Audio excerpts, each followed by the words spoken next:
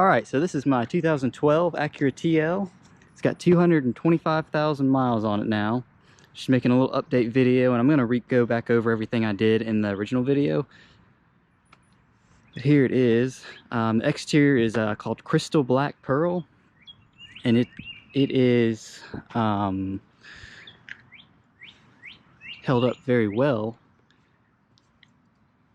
over time. It's got a ceramic coating on it, actually. It's got the, what is it called? The Sea Quartz. It's either Sea Quartz 2.0 or 3.0, can't remember. But I put it on myself. Did an alright job. It's been on there for about 2 years now. So it is kind of getting a little weak, especially on the sides and all that. But it really has saved the car never had any paint issues before, but I really feel like it's added an extra deeper gloss in it as well.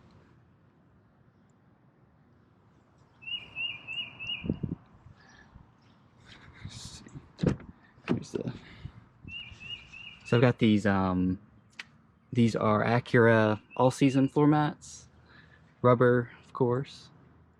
There's passenger seats, held up very well. Not too many people have sat in it, at least before I had the car. Now I've got this thing loaded down.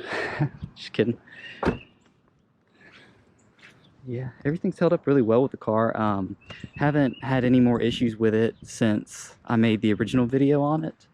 I was going to tell you, it's got 20% window tint on the side glass in the back, and then it's got 50 on the front windshield.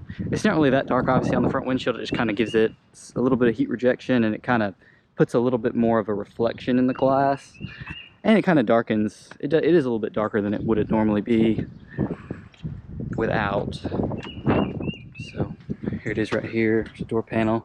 Got plenty of storage in this car. Right here where you put your, where the door handle is, this part, and then you got a little handle here. It's got 2 front automatic up and down window switches, and the rear 2 are not automatic. There's power door locks and window lock, of course. Got your memory seats here. Got another storage down here. Can fit a good sized drink in there as well. Definitely something with like a bottle with a cap on it, and of course, here's the interior. Driver's seat looks excellent still. Hopefully you can see that well. I'm using a GoPro to film this, but there's no tears in it. There's some little spots and stuff here and there where the dye is a little worn off and it's kind of wrinkled a little bit, but it's no big deal. Just normal stuff for the leather, of course. We'll start off though in the back seat, at least for the interior. Here's the back seat though. You got a door pocket right here on the panel. Another little storage piece right here where you hold on to, and another bar, of course. Window switch. Speakers right here in the door. I'm not sure if these are just tweeters or if they're actually speakers. I haven't really done much research, I guess, in that regard. I've got this Acura seat cover on as well. It's got the Acura, I believe it was about $180 or so. Got it on Delray Acura. And then it's got covers all this stuff for the headrest. And you got some speakers back here as well. You got 2 of them. Maybe something right here. I'm not sure what this is. I just know that there's 2 speakers on each side right here. And you got LED lights that you can also control up front as well, and it's set to door right now. But here it is though, plenty of leg room. I'm like 5'11" or so. Plenty of room though. I've got pretty long legs, I think, and I've got plenty of room sitting behind myself. This car is not lacking in foot room is all. It's just this tunnel right here. Mine's the front wheel drive model, but this is for the super handling all wheel drive, and I'll make a video on that as well. My dad has one, 2011 model. But here's where the drive shaft would go. And anyway though, here's the seats. You can see under it, obviously it's the same color. It's just got these protective covers over it that I bought. You got your vents obviously, and pockets on each side.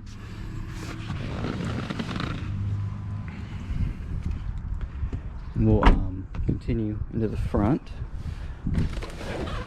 So Here's the interior.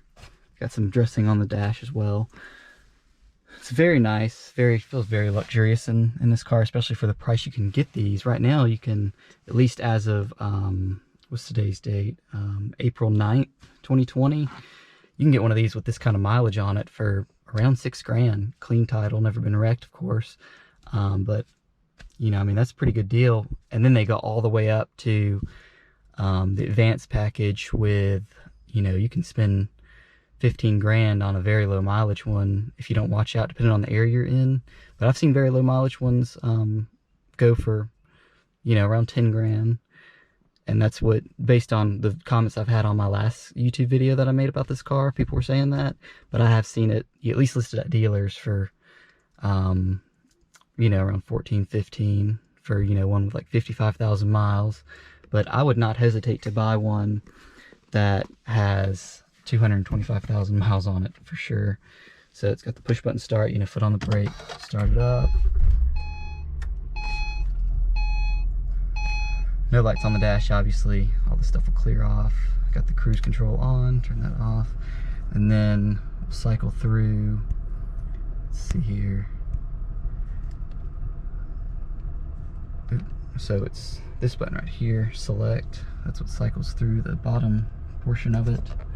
I'll try to zoom it in on the video. So, okay, I guess I went over my mileage. I'm actually 226,352. So, shows the MPG. I'm getting about 27 miles a gallon. It's a pretty good mix.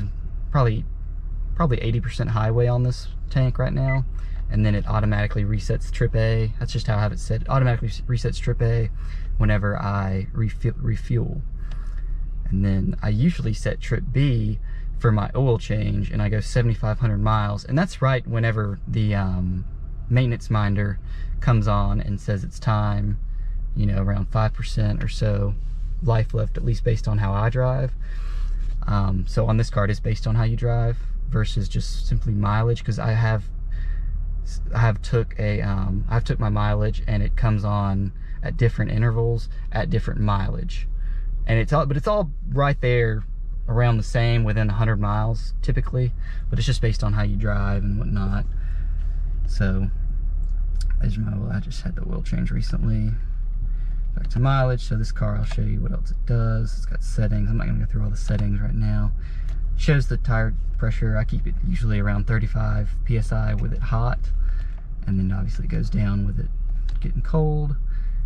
Average speed. So this right here, you can set it to do different things, but this right here shows the elapsed time for when the car starts. And then there's my range, back to MPG. So furthermore, here's your power, not your power, here's your traction control. How you change the temperature on the cluster. You got automatic lights with this car. Go ahead and turn those on. Fog lights on. No automatic wipers, which I would love to have on this. I'm not sure if the advanced model has it, but here it is. Does everything regular intermittent wipers would do. Cruise control right here. On, set, decelerate, all that good stuff. And then you can control the audio here, channels, source mode, Bluetooth, phone. It's got voice command. This works pretty cool. I'll go ahead and show it to you. So it's on 66 right now. I'll just hit voice command. Driver temperature, 70 degrees.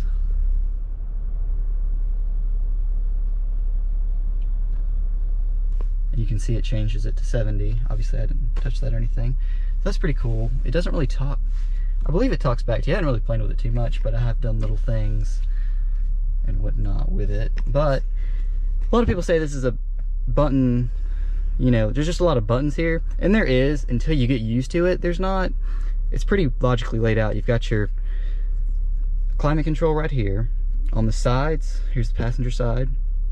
You've got your navigation screen controls for right here, and then the only button it has up here is for the audio, and you can change it here. I'll turn it on like XM. It's on 44. So it shows the songs and stuff like that plays. And then obviously here, has your, you know, your radio and all that. It's where your Bluetooth, you got your signal bars, and then it's got regular Bluetooth controls here. And to get to Bluetooth, I'm sorry, not Bluetooth, but so it's got your regular radio controls here for this screen, and then you can also have it viewed up here. And then to cycle through, you got Bluetooth, you got your hard drive, USB, back to Bluetooth, and you got AM, FM, obviously, XM, title, that just shows some stuff right here. You can get it to like show down here. I don't want to mess with that. So like how I have it set up already, your tune and all that, categories, skips, and then we'll kind of go up here for a second. You can go info. One cool thing about this car, a lot of people don't know that you can go down here to diagnostic info, and then this shows, there is a way to delete this, but it is a very complicated way. The engine may not. That is not something that people really know, and something that the dealership's not going to mess with. So any codes that this car's ever thrown will typically show up right here. And this is the only thing. This code, I believe that this code was for the evap purge solenoid. I want to say, somebody can correct me on that. I remember it had to be replaced at one point, and I believe it threw that code. And there's just some other stuff from whenever we had to unplug the battery for some reason. And let's see what else this thing does. So you got your phone button down here. Controls your phone. Go call history, phone book. It imports all this stuff. And then go back to info. I've never used traffic incidents or weather info before, but it does have that feature with Acura Link. I'm not really familiar how it works, but it is there. I believe it's with XM as well. And your other, you know, you got your calendar, scenic road information, calculator, system info, roadside assistance that just dials off your phone, and then you can have it, you know, shows your wallpaper. I have it set to, there's no wallpaper selected, so it just turns the screen off.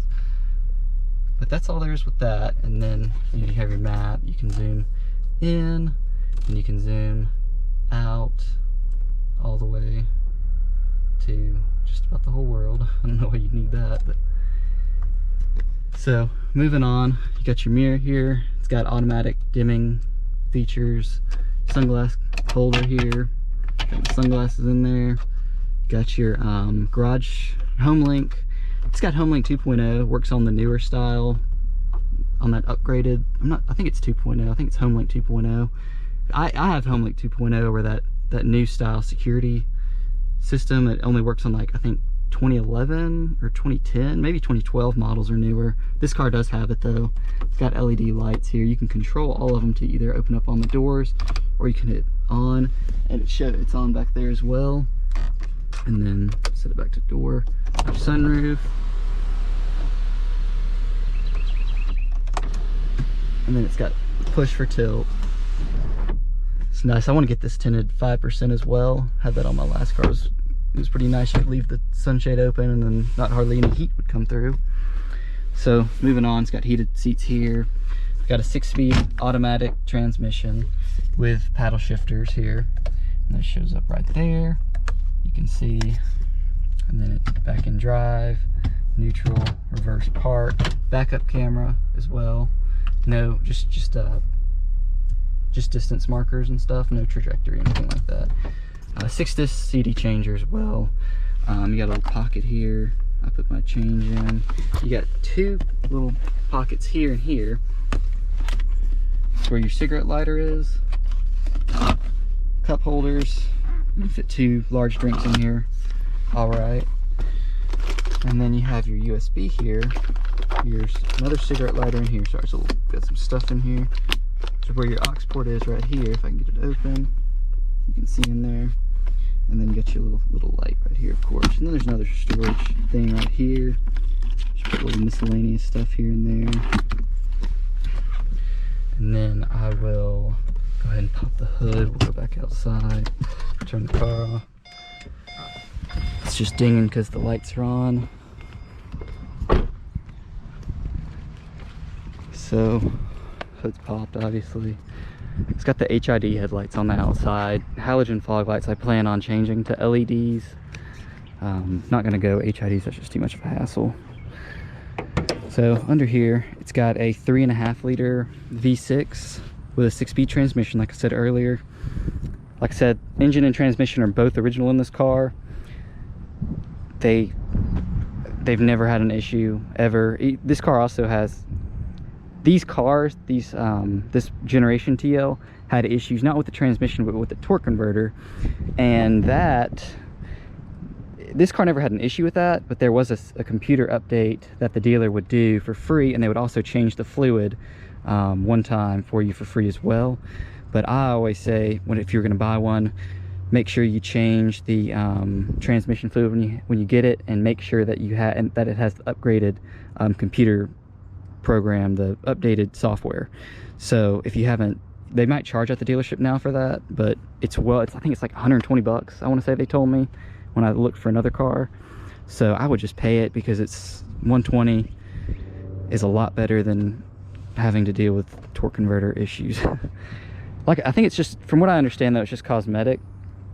I'm gonna go in here. This car calls for 0W20. I use 530 in it personally, and it does great. Engine doesn't sound different or anything like that. These cars generally have a they're just noisy engines. I had the valves adjusted a while back, right after I had the timing belt done at 205k, and it didn't quiet up or anything like that at all.